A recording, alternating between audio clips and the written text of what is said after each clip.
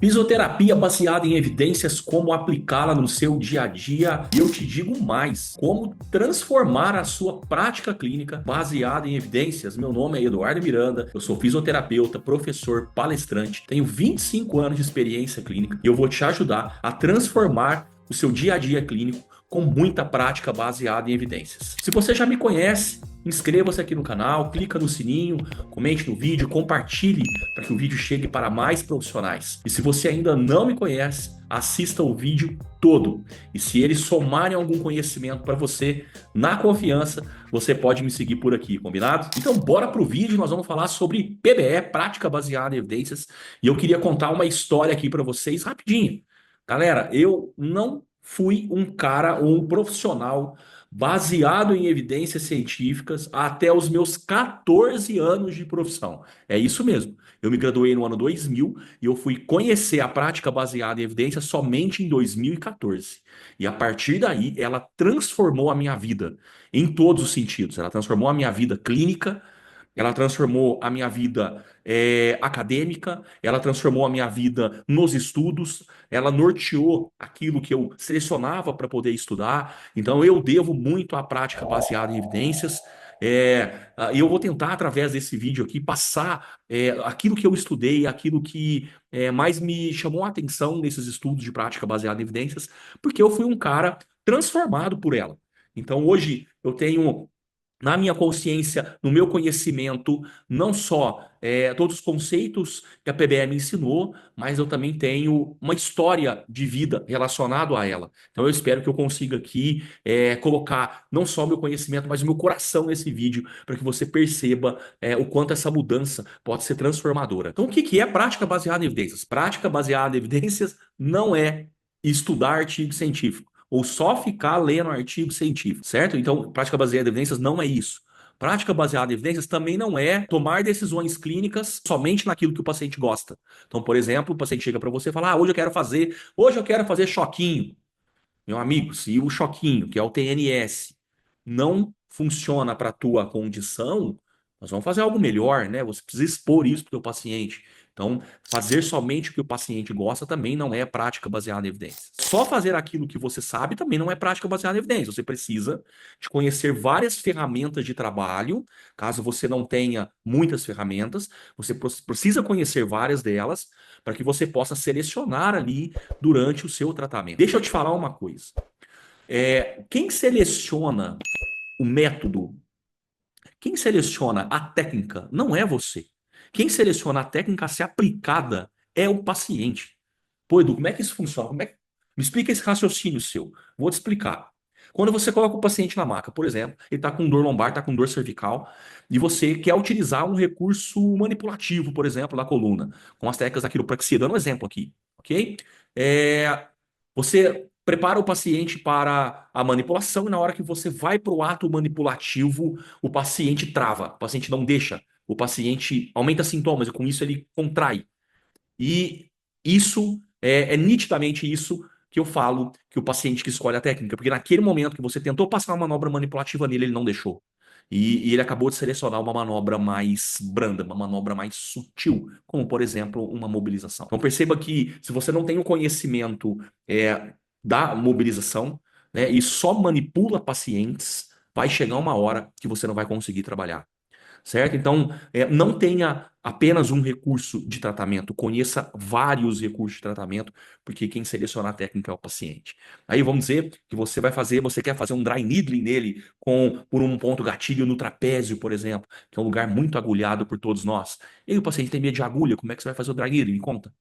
Então você precisa conhecer outros recursos que vão ajudar ali nessa retirada do ponto gatilho do paciente. Então, percebam que o que eu comecei aqui no nosso vídeo é falar para você o que que não é PBE. E o que que é prática baseada em evidências? Prática baseada em evidências é unir o conhecimento que está na ciência, conhecimento que está no estudo científico, é unir o seu conhecimento, essa sua possibilidade de utilizar várias ferramentas durante seu trabalho. Então, você é um profissional que sabe manipular, sabe mobilizar, você sabe aplicar um dry needling, sabe aplicar um laser corretamente, sabe usar ultrassom, sabe usar TNS, sabe fazer exercício, sabe utilizar conceitos da biomecânica, conceitos da cinesioterapia. Você é um fisioterapeuta multifacetado, você tem várias ferramentas na tua mão, e isso é prática baseada em evidências associado ao melhor estudo científico. E também, claro, respeitar aquilo que o paciente está buscando, está preconizando. Você não vai empurrar a goela abaixo uma técnica só porque você é expert nela, tá? Então, o paciente, ele precisa participar, ele é coautor do tratamento dele. Então, na hora que você soma essas três nuances, a nuance da diversificação do terapeuta, do fisioterapeuta, junto a estudos de alta qualidade, te dando carta branca para que você possa aplicar o conhecimento que você tem na prática. E o que o paciente prefere, que a gente chama de preferência do paciente, isso é prática baseada em evidências, beleza? O nome já fala, prática. Então, prática baseada em evidências não é teoria, é uma forma de atender o paciente, é uma maneira clínica de atendimento e abordagem ao seu paciente. E por que que a PBE é essencial? Bom, primeiro, porque ela vai simplesmente aumentar o teu resultado.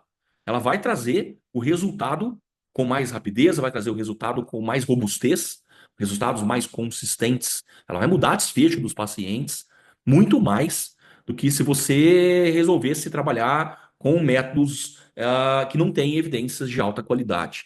Ela vai trazer confiança para você, profissional. Confiança em aplicar um tratamento no seu paciente que você sabe que a ciência já estudou e ela mostrou ser o melhor. Então, isso te traz muita confiança, né? E vai te trazer paz, tranquilidade. Na hora que você colocar a cabeça no travesseiro, vai dormir tranquilo e falar: olha, estou de fato trabalhando com o melhor que nós temos hoje, dentro da ciência. Isso é ética. Vai te trazer uma bela de uma aula de ética sobre aplicar nos pacientes aquilo que verdadeiramente tem ciência, fugindo assim das pseudociências que recheiam o mercado da fisioterapia hoje, enganando profissionais e enganando pacientes. Infelizmente, esse é o nosso cenário atual. Tem muita pseudociência no mercado e a gente precisa entender mais sobre prática baseada em evidências para não cair nessas ciladas que existem por aí. Eu sei que é mais fácil você ir aplicando métodos no paciente de tratamento. Muitos deles chegam pedindo: eu quero liberação miofascial, eu quero que faz ventosa, aplica um kinesiotaping, faz microfisioterapia. O paciente chega pedindo para vocês, porque vê na internet. Mas aí é necessário é, que você, profissional, seja extremamente confiante naquilo que está fazendo e naquilo que está promovendo, né, em relação à fisioterapia. Então, eu sei que você quer promover saúde, eu sei que você quer promover melhora de dor, melhora de mobilidade, eu sei que você quer promover uma volta ao esporte do teu paciente, mas a gente precisa promover isso com ciência, promover com estudo. Tá? Se você me perguntar: Edu, mas a ciência é 100% a fonte da verdade? Não, não é. Mas é a oportunidade que você tem de chegar o mais próximo da verdade possível. A ciência é o único caminho que vai te levar o mais próximo da verdade possível, mesmo que não seja 100%. Certo? Então, os estudos têm suas falhas, a gente tem as nossas críticas em relação a isso, mas a gente não pode esquecer que tem muito estudo bom, muito estudo de alta qualidade guiando o nosso trabalho, e isso vai fazer total diferença no seu atendimento. Então, como transformar o seu dia a dia? Tá? Como transformar o seu dia a dia? Bom, o primeiro passo, ele parte de um entendimento que o resultado que você colhe do seu trabalho não é somente pelaquilo que você fez. Vamos entender o que nós chamamos aqui então de efeitos confundidores, aquilo que pode confundir o teu olho clínico, a tua prática clínica. Eu vou citar três principais efeitos confundidores aqui, se você pode aprofundar no tema, caso você goste desse tema aqui, de estudar prática baseada em evidências, né? Então vamos lá. Efeitos confundidores. Qual que é o primeiro efeito confundidor? Eu vou começar por aquilo que todo mundo conhece, que é o efeito placebo. Tem paciente tomando comprimido de farinha e melhorando das suas dores. certo? Então o efeito placebo ele é muito poderoso e os estudos científicos comparam as intervenções reais com o efeito placebo. Vamos pegar um estudo de medicamento, já que eu dei a deixa aqui, né, para o nosso vídeo. Então, em estudos de medicamento, por exemplo, é comparado um medicamento verdadeiro com um medicamento falso. E esse medicamento é administrado nos pacientes para determinadas situações e depois analisa os resultados. E se os resultados precisam ser diferentes. Aquele paciente que tomou a medicação verdadeira precisa melhorar pelo menos 15, 20% a mais do que o paciente que tomou um comprimido de farinha. Então, esses 20% a mais de melhora lá no resultado final, né, nos gráficos mostrados pelo estudo científico, mostram um desfecho clínico positivo e validam que aquela medicação, de fato, faz um bom efeito numa dor lombar do paciente, por exemplo. Então, o efeito placebo, ele tem sim um efeito de melhora, isso vocês já conhecem, já sabem disso, e é importante a gente passar aqui no vídeo e lembrar para vocês. Mas não é só ele não está sozinho. Nós temos também um outro efeito muito importante a ser observado ou raciocinado, que é a história natural da doença. Ok, vamos pegar aqui a dor lombar. Vamos dar o exemplo de dor lombar. Em quanto tempo o paciente melhora sozinho, sem você fazer absolutamente nada por ele? Então, o paciente hoje travou a coluna lombar, como que seria é, esse caminho do paciente? Como seria esse caminho do paciente desde, desde o travamento dele até a melhora total? Ou pelo menos uma remissão de 80% dos sintomas, né? Então a gente percebe que na história natural do paciente, eles vão melhorar muito, a maioria dos pacientes vão melhorar muito em até 6 semanas sem você realizar nenhum tipo de intervenção nele. Ele melhora sozinho. Então, a história natural da dor lombar é uma história de bom prognóstico, onde o paciente melhora por si, ou per si, né? É, em até 6 semanas. Beleza? Em até 6 semanas. Então, olha que interessante. Aí o paciente chega no teu consultório e a gente também sabe, né? Eu vou te dar uma informação aqui. A gente também sabe que o paciente melhora muito no intervalo da segunda para a terceira semana. Na hora que ele vai fazer aquela mudança de segunda para a terceira semana, ele tem um pico de melhora. E esse paciente chega no teu consultório exatamente nessa fase. Ele chega já saindo de uma segunda semana, entrando na terceira semana. E você vai lá e faz uma intervenção não baseada em evidências, uma intervenção qualquer que não tenha ciência. E o paciente melhora. E aí você fala, tá vendo? O meu paciente melhorou. Na minha, tá todo mundo falando aí que esse recurso não funciona, e na minha prática clínica funcionou. E aí você comete um grande erro que eu cometi por muitos anos. Já falei aqui para vocês no começo do vídeo, né, que eu passei 14 anos sem trabalhar com prática baseada em evidências, e eu falava muito essa frase. A minha prática clínica funciona. Aí eu apliquei essa manobra aqui e funcionou. Como é que o estudo fala que não funciona? Esses caras não estão sabendo o que estão fazendo, não. Tá? Então eu fui o cara que questionava muito isso. Eu errei, pequei muito por isso. Porque eu não tinha esse conhecimento desse efeito confundidor, que era a história natural da doença, certo? Então, isso confunde muito. Perceba que o nosso olho clínico, ele não consegue muitas vezes enxergar os efeitos poderosos da história natural da doença. Então, é importante a gente considerar. E eu vou citar aqui o terceiro, não menos importante que os dois já citados, que seria a regressão para a média. Né? O que, que é a regressão para a média? É um fenômeno que acontece na nossa vida em vários aspectos, onde o tempo todo a gente regride para uma mediana. Vamos dar um exemplo, um exemplo antes de colocar aqui um paciente com dor lombar de novo, né? Eu vou dar o exemplo, por exemplo, um aviador. Vou pegar um cara que pilota avião, né? O cara está na aviação, ok? E aí você já voou, eu tenho certeza que você já viu e já presenciou, já esteve presente em vários tipos, por exemplo, de aterrissagem. Tem pilotos que simplesmente você está ali, e o piloto consegue pousar muito bem o avião, ele toca a roda no chão com uma sutileza que dá vontade até de aplaudir. E parabéns pro piloto, cara, que cara fodástico. Você nem sentiu o pouso dele.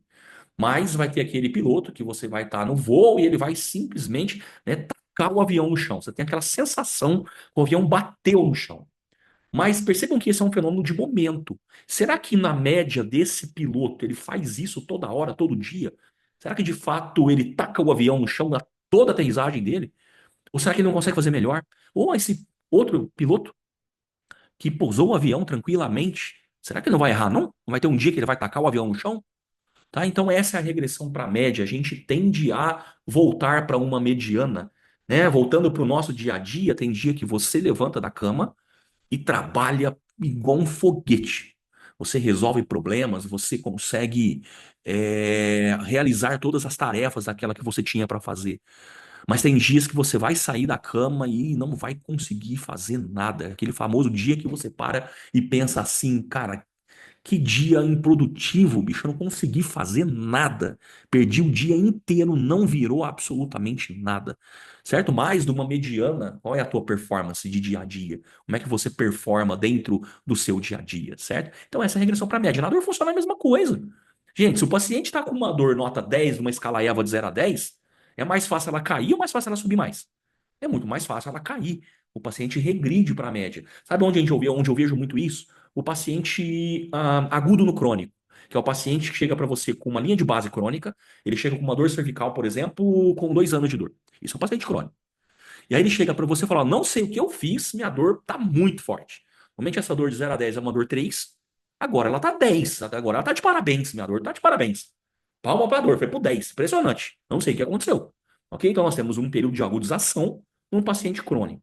O que que acontece se você simplesmente deixar esse paciente no fator tempo, no ciclo de tempo dele? A dor dele vai regredir para a média, que é a média 3.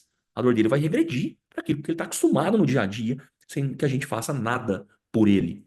Entenderam? Que falar essa frase, na minha prática clínica funciona, é uma frase muito errônea, justamente por existir outros fenômenos capazes de influenciar no desfecho do paciente, capazes de influenciar no resultado do paciente. Por isso que a gente precisa calçar as sandalinhas da humildade e entender que o nosso trabalho, o desfecho que nós temos, o nosso trabalho, não é 100% promovido por nós. Nós temos ajuda. Nós temos ajuda do placebo, temos ajuda da regressão à média, temos ajuda da história natural da doença e tudo isso junto leva à melhora do seu paciente. E como que eu posso fazer um bom raciocínio com o meu paciente aqui no consultório, né, no seu consultório, aqui no meu consultório? Você pode utilizar o acrônimo PICO para poder estudar, aonde vem o P, né, de pacientes, o I de intervenção, o C de comparação e o O de outcomes, que é resultado em inglês, né? Outcomes, certo? Então, esse acrônimo PICO, anota ele aí, PICO, P-I-C-O. Ele vai te ajudar a nortear seus estudos baseados nos clientes que você atende. Eu vou dar o meu exemplo aqui. Sou especialista em coluna. Eu atendo praticamente coluna vertebral praticamente o dia todo aqui. E é o tempo inteiro pacientes com dor de coluna procurando os nossos atendimentos. Então, quem é o paciente, né? O paciente é o P. Qual é o paciente? Dor de coluna, dor lombar, dor cervical. Esse é o meu P, certo? Qual seria o I de intervenção? Bom, eu posso utilizar várias delas. Então, eu posso utilizar mobilizações, manipulações, mobilização neural, método Mackenzie. Eu posso utilizar como TNS, correntes geodinâmicas. Eu posso utilizar a termo, que seria o laser. Eu posso utilizar ultrassom. Então, fototerapias, né, que seriam os LEDs. Eu posso utilizar vários recursos. Eu posso utilizar dry needling, posso utilizar acupuntura, tem várias formas de utilizar as intervenções, né? Então, eu vou selecionar aquelas que têm alta relevância, alta importância comparado, que é o Czinho, do nosso acrônimo PICO, comparado com o placebo. Então, a comparação da maioria das intervenções são comparadas com o placebo. Antes deu o exemplo da medicação no começo do nosso vídeo, né? Então, por exemplo, será que manipulação para pacientes com hérnia de disco lombar traz mais resultados do que o placebo? Essa é uma pergunta pico, onde o P é o paciente com hérnia, o I de intervenção é a manipulação, o comparador é o placebo e o resultado é o que eu quero buscar, é o que eu quero entender se a manipulação ajuda pacientes com hérnia de disco. Então, baseado nesse acrônimo, você consegue fazer os seus estudos. Você consegue fazer os seus estudos. Então, nicha o teu mercado. Se você trabalha com joelho, se você trabalha com quadril, se você trabalha com coluna, faça a pergunta relacionada ao paciente que você atende. Utilize esse acrônimo PICO, ok? E depois me fala se melhorou a qualidade dos seus estudos. E por falar em qualidade de estudos, você precisa estudar em base de dados importantes. Como, por exemplo, você pode estudar na base de dados Pedro, você pode estudar na Cochrane Library, você pode estudar na Embase, você pode estudar na PubMed, que é a mais conhecida, que são locais onde você vai buscar esses artigos científicos. Mas toma cuidado com uma coisa aqui, hein? Não é porque está publicado que o artigo é bom. Você vai precisar separar o joio do trigo. você vai precisar entender de metodologia científica para poder tomar uma decisão se aquele artigo que está ali publicado vai ser de fato bom para sua leitura ou não, tá? Não existe 100% de artigos bons publicados, muito pelo contrário. O dado hoje estatístico é em torno de 30%. 30% dos artigos publicados são artigos bons para ler. 30%. Então você vai ter que aprender a fazer muito bem essa separação do joio e do trigo, saber qual é bom, qual é ruim. Então já hashtag fica a dica para você aqui. Estude como ler um bom artigo científico. Estude como ler um artigo científico, na verdade, né? Como fazer essa interpretação. Eu vou dar uma outra dica para você aqui no vídeo, tá? Quando você entra na base de dados Pedro e você vai buscar por ensaios controlados aleatorizados, que são esses tipos de estudo que vão responder a sua pergunta pico, comparando uma intervenção com a outra, comparando a mobilização com a manipulação, quem é melhor? Então isso você vai achar lá na base de dados Pedro. Na base de dados tem um score, que vai de 0 a 10.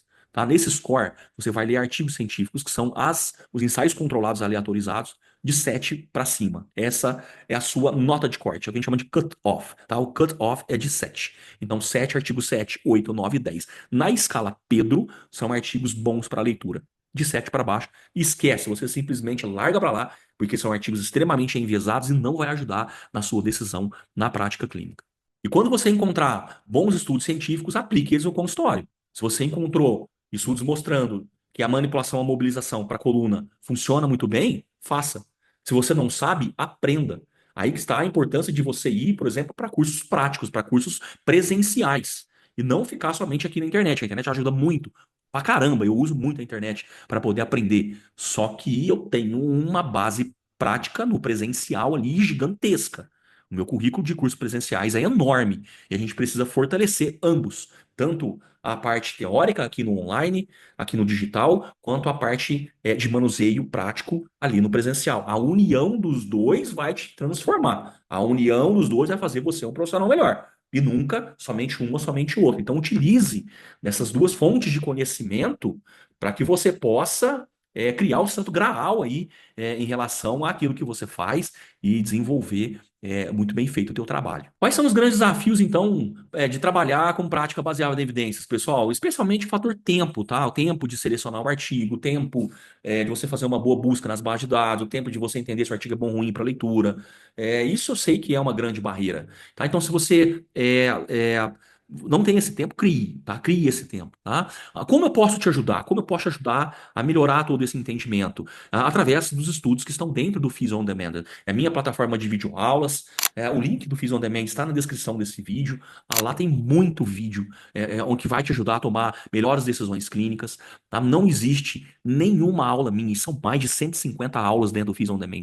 Não existe nenhuma aula minha sem referência científica, não é livro, não, tá? É bibliografia de artigo. Não existe nenhuma aula minha sem que eu cite um artigo de boa qualidade, de ótima qualidade, para poder estudar dentro daquela aula que eu montei. Então, o Phys On Demand é uma plataforma segura, é uma plataforma recheada de conhecimento científico. Eu tenho certeza que você vai aprender muito lá dentro da nossa comunidade. Então, entra na descrição desse vídeo, clica no link da descrição, vai para a página do Phys On Demand e desfrute com o que tem de melhor na ciência. Beleza, pessoal? Espero que tenham gostado desse vídeo. Na confiança aí, clica no sininho, comece a seguir o nosso canal e comente e também compartilhe este vídeo para que mais profissionais possam crescer junto conosco.